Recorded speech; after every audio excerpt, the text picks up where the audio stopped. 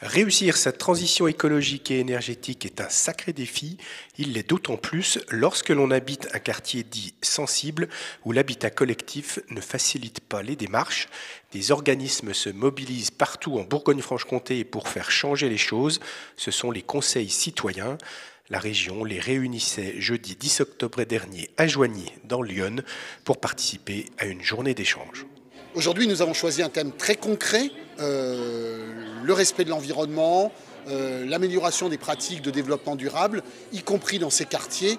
Et moi, je considère que les acteurs, ceux qui vivent dans ces quartiers, ceux qui les représentent, ces conseils citoyens, peuvent nous apporter de bonnes pratiques, de bonnes idées pour bonifier nos interventions publiques. 110 personnes se sont retrouvées toute la journée pour échanger des bonnes pratiques.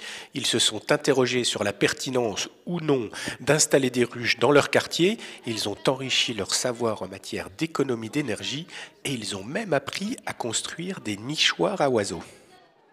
Donc ce nichoir, c'est vous qui l'avez fait? Eh bien écoutez, voilà. Oui, figurez-vous. Alors moi qui ne suis pourtant pas bricoleuse du tout, oui, c'est nous. Avec Martine, nous avons fait le nichoir. Alors bon, vous voyez, il n'est pas parfait. Venus de Sochaux, de Nevers, de Sens, de Luxeuil ou encore de Talent, les participants étaient invités à endosser le costume d'acteur, car la réussite passera par les actions de terrain. Il n'y aura pas de transition écologique sans implication des citoyens. Et ça, pour nous, à la région, c'est vraiment un point très fort.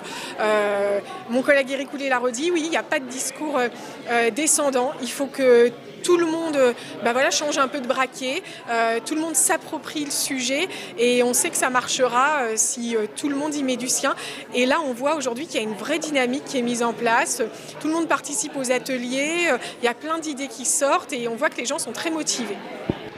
Le tri des déchets, une action particulièrement sensible dans ces quartiers où l'on partage les poubelles. Rachid, membre du conseil citoyen de Luxeuil, tente des expériences dans son quartier. Et dans les actions qui sont mises en place, là il y a une action, un jeu entre bâtiments pour voir comment mieux trier leurs déchets. Il y a une caractérisation qui a été faite récemment qui montre que 89% des poubelles sont mal triées.